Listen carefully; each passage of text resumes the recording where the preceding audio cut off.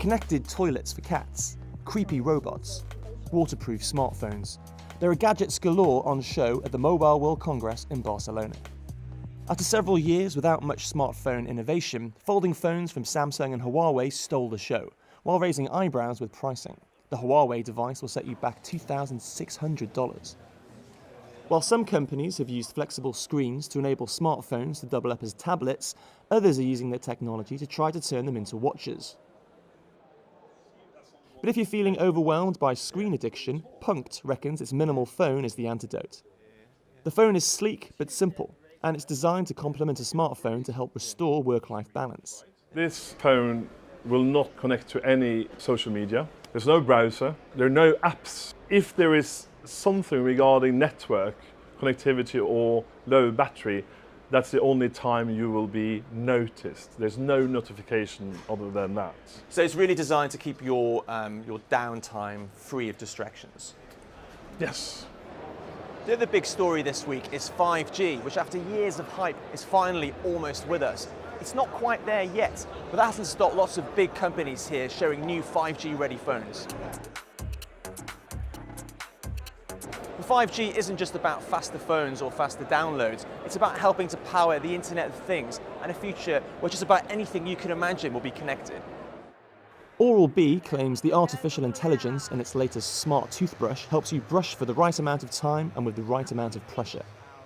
In this company's vision of the connected future, the next step in a morning routine will be to collect your own saliva, which will then be analysed with the help of a smart mirror. It's an AI smart mirror. It actually Why do I need a smart mirror? The bathroom is one place where you would reliably be at least twice a day. Once I test my saliva for the day, I would walk into place. The mirror is scanning my face right now, so it recognizes who I am in the family. I can then check out what's going on in my oral health. Through saliva, we're able to tell all sorts of things about you.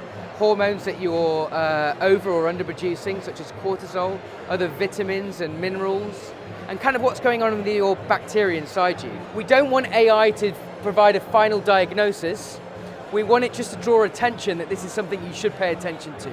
You can then give this information to your doctor and it can help with their assessment of you. Coffee can then be ordered on your smartphone on your train journey to work, collected at the station without even having to queue. No need to interact with a human being before your morning fix of caffeine. The consumer today sometimes wants to avoid human interaction. They just prefer an anonymity in dealing with the machine.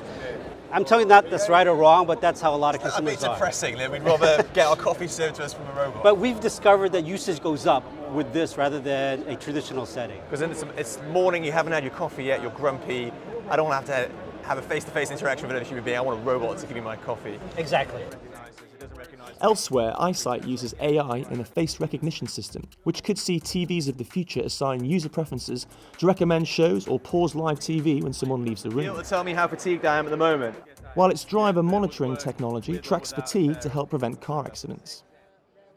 After surviving a random assault where she was stabbed 9 times, Kathy Romer helped found Nim, which has developed a smart ring. When you find yourself in trouble, you just reach for the button, hold it for 3 seconds, and it sends out alert messages to your friends, family, and to first responders too.